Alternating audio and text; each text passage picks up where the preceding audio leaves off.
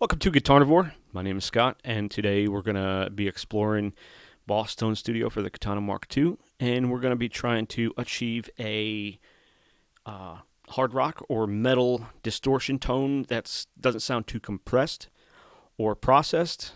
This is basically a tutorial. I don't know why we're trying to achieve. I'm here to show you how to do it, and it's fairly easy. But believe it or not, there are people. Let me shrink myself down here. We'll go straight into Tone Studio. Believe it or not, there are people that bought the Boss Katana and didn't know anything about the Tone Studio.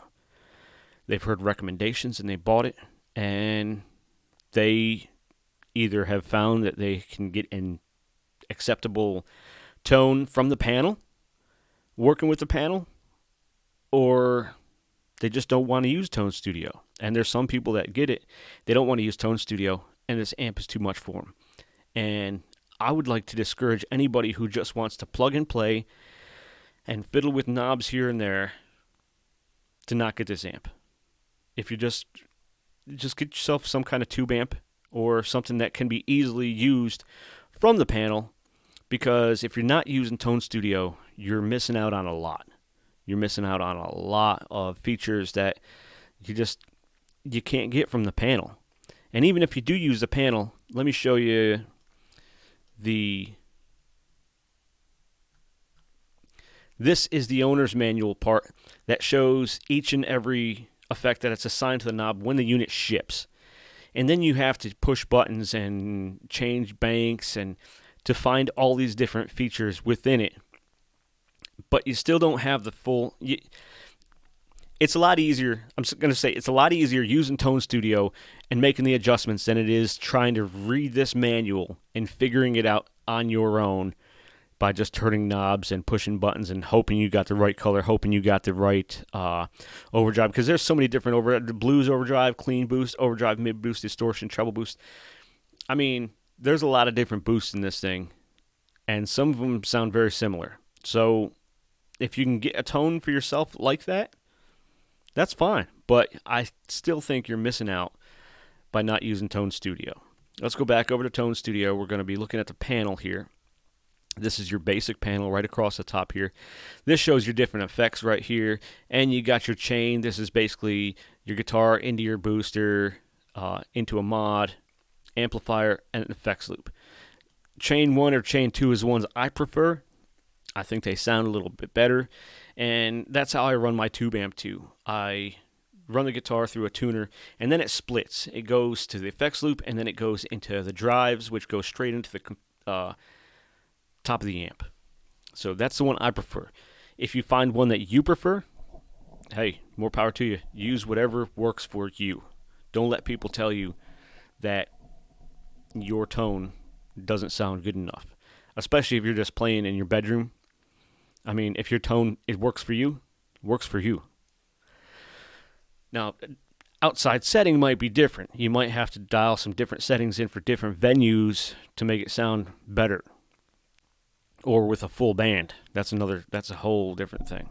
Now, one thing I do want to say that everybody needs to keep in mind, whenever you get a Boss Katana, if you don't already have one of the biggest factors in the tone is going to be sitting right in your hands.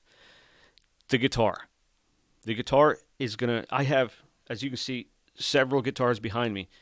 And some of them sound the same, but some of them sound a lot different. You got single coils, you got humbuckers.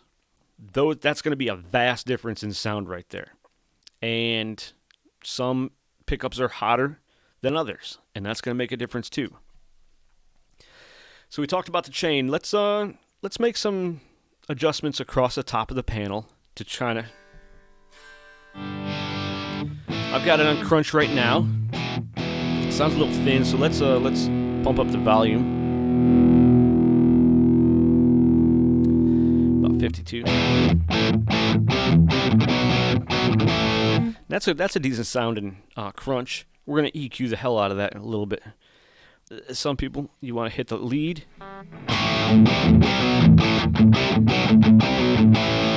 Sounds a little thin. Even brown.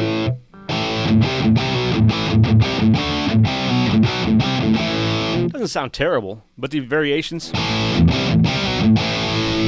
Not a fan of the variations.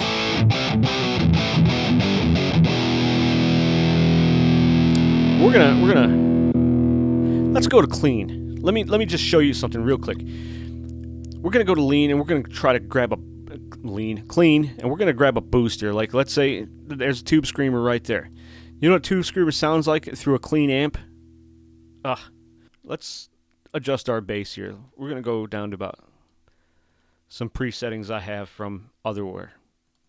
I don't know what language I'm speaking tonight, but it's not English. And then presence. Let's kick up our presence a little bit. I don't want too much presence because then it'll sound too bright.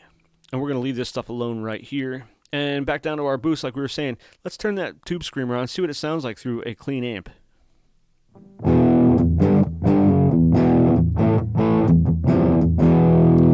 And I've got these turned way down too, but even so, let's crank up the drive and the tone on the tube screamer.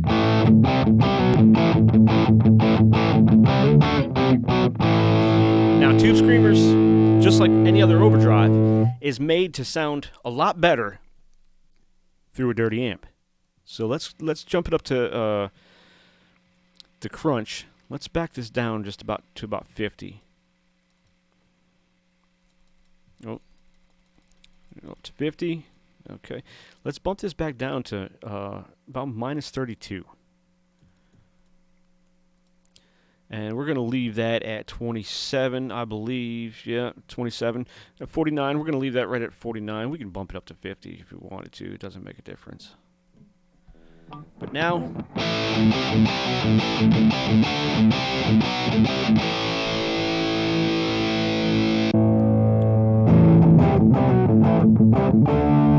if you got that dirty amp, you got to dirty it up some to get that good drive sound. Still sounds a little thin.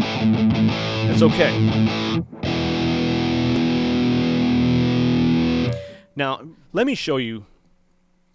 This is I showed you the owner's manual part of it, and I'll link to this stuff in the description, but over here, you have the Boss Katana Tone Studio User's Manual, okay? And this thing covers everything. It covers new features added in, probably the PDF. If you have the printed version, even if with a new amp, it might not show all these updates, because I don't know how much they're updating the actual print ones, but you can go to the description, link this, download these, and use them. Learn this amp. There is so much to be learned about this amp. I might even go through and do like a marathon video and a playlist and piece it all together and go through piece by piece of working with all the different features of this amp. And not only will you be learning, but I'll be learning too. So let's you scroll through it, you see all the instructions, and why do we make videos if the instructions are already there? Because sometimes those instructions, trying to read instructions or trying to watch a video, which would you rather do? I'd rather watch a video. Let's get back over to page 16. 16 shows all the different boosts. Now, we're using a tube screamer right now, which is obviously an Ibanez. It says T-Scream. It's a clone of an Ibanez TS-808, the classic tube screamer. But you also have all these other ones. You got a clean boost, a treble boost, a mid boost, crunch overdrive, and then you got like the blues drive. It's like it models the BD2, which is an excellent pedal. Then you have overdrive, which models the OD1, natural overdrive, warm overdrive, turbo overdrive, which is like the OD2, and like I said, the tube screamer. Distortion, it doesn't say that it's supposed to sound like a DS1, but it comes close. Fat distortion, obviously distortion with a little thicker sound. The DST Plus is an MXR distortion plus. I'm not a fan, but I do like the Governor DS. It models the old Marshall Governor. We'll play with that in just a second too. Rats, obviously a rat. Metal Zone. Metal distortion, it doesn't say if it clones anything, but I think the Metal Zone is a lot better than this metal distortion anyway. You got the 60s Fuzz, which is a fuzz face. Muff Fuzz models an Electro Harmonix Big Muff Pi. Then you got the Octo Fuzz, which is a fuzz with an octave in it. And you got the HM2, which is the old Swedish chainsaw. The metalcore, that's an excellent modeler too. And the Centa OD, it's supposed to model the old Klon Centaurs. I'm not a fan of that either. It works good for like Led Zeppelin tones, but I think the Klon's a little overrated. But then it shows you all the other FX. This book is just awesome. If you have any questions, they're in this book right here for the Boss Katana. So that shows you all the different boosts. Let's go back over to the Tone Studio. So we're back over to Tone Studio, and like I said, you can see all these right up in here. Let's play with the governor. Now let's keep on doing it, and then we'll come back to the governor. Let's add some delay to it just to give it some depth. So we'll add the delay, and then we'll turn the effects level up to 18, 20. See how we're sounding. I don't want to go too deep into some of these effects.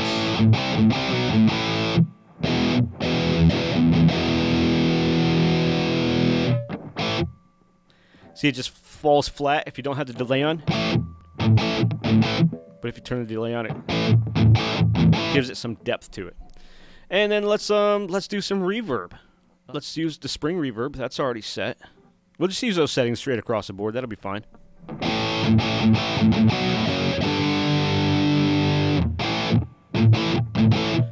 Let's turn the time up.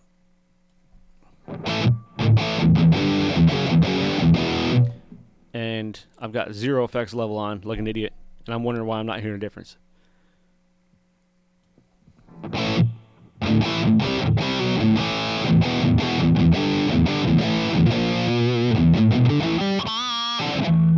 What was that? Goodness. So we've just thickened it up a bit. We're about to really thicken it up. Let's go over to the Parametric EQ. This is where things get fun, and we can really round it out and shape that tone a lot better. Parametric EQ. Let's hit that low gain. Let's bump that up to about 7. And we're going to make all the settings, and then we're going to turn it on. Hear it now.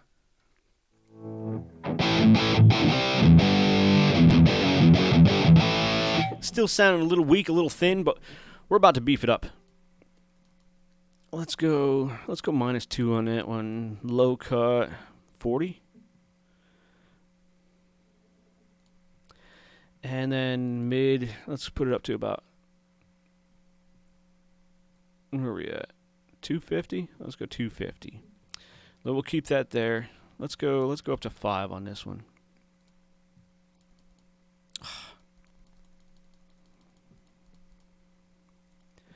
And then the high mid frequency. Let's go 1.6. Back over here, let's do 5 again. And level, let's do 4. Not too high. We're not going to do that flat. Let's move that to 5. All right, now we're all set. And you want to make sure you do amp out, because amp thin will sound really thin too. So let's do amp out. Let's turn it on. You ready? That really woke it up there. It's nice and snarly.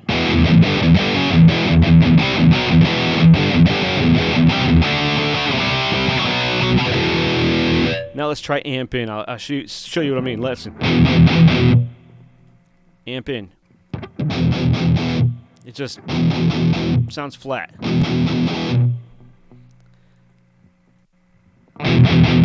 Now, once you found an EQ like this that you like, screenshot it. Go up here into System. It'll work well if you find a good EQ setting. It'll work well with other drives too. And you may have to tweak it up and down a little bit.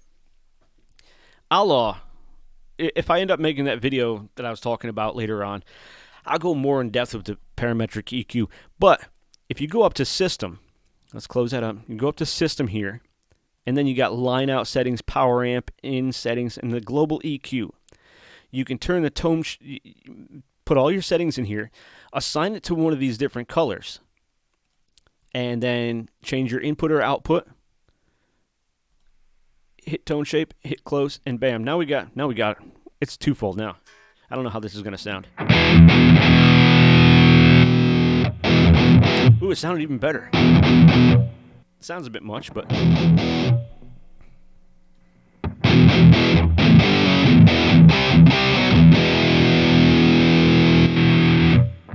because it's a bit much.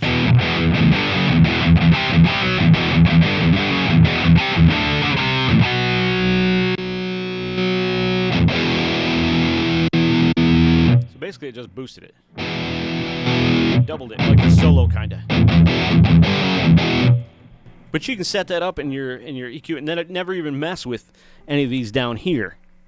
And you can just shut that off and do it up there.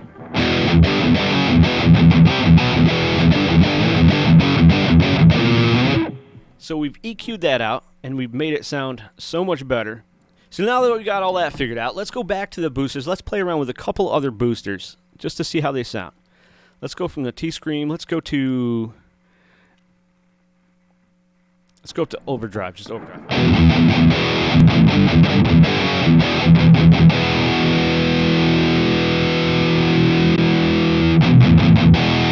The Tube Screamer has a little more body than the OD1 setting does. Now let's go to Governor.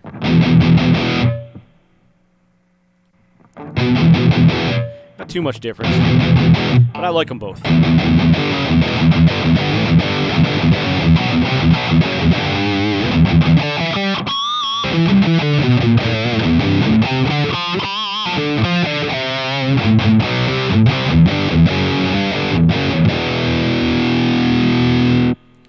So, probably underused Tube Screamer settings. Most people think they want a hard metal distortion. What do they automatically go to? The metal zone. Or you got metalcore now. Let's hear what the metal zone sounds like. It's not going to sound good with these settings, I'll tell you that right now.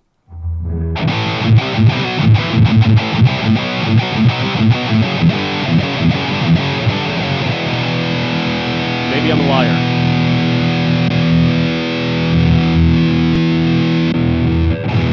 It was a metalcore I was thinking of. Metalcore has a totally different sound than the MT2. It's more of a bottom-endy sound, whereas the HM2 or the MT2 sounds more, more mid-scooped.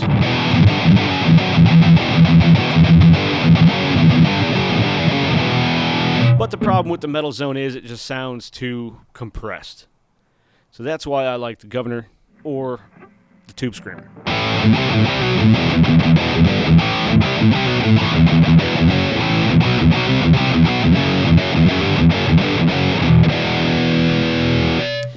So there's so many possibilities within this boost channel, within this whole Katana amp. And it's all how you want to make it sound, how you want to round out your own tone.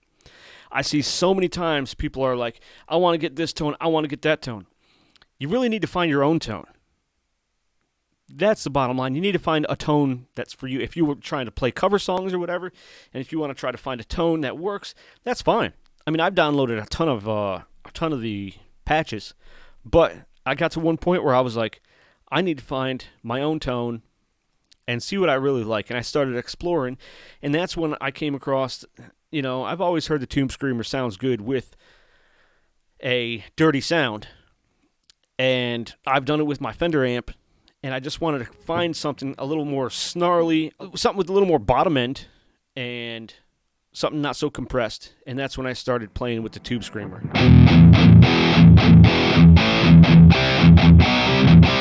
But that Parametric EQ, the global EQ, play with them. So I hope this has helped you find a little more within the Boss Tone Studio to work with, and maybe find your own tone, find your own distortion that you like that's going to sound good when you decide that maybe you want to play in a band or record.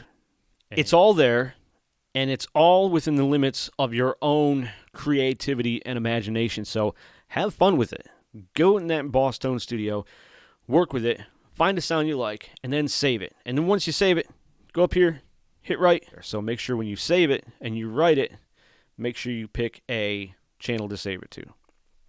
All right, let me wrap this up. Like I said before, I hope this has been helpful, and if it has, hit that like button, hit that subscribe button. I'll do a whole lot more of these. I'll go in depth. I might even start right at the beginning and just make a huge, long video, piece by piece, and make it a playlist or something like that. And we'll go through. It might take me a while, but we'll go through each and every setting, each and every boost, each and every effect, and just figure it all out. because I saw a video out there that says everything you ever need to know about the Boss Katana, but it was a 30-minute video. You can't learn everything you need to know about the Boss Katana in 30 minutes. Maybe that's not what they meant, but that's kind of how I perceived it, but whatever. But yeah, hit that like, hit that subscribe button, and we'll see you in the next one.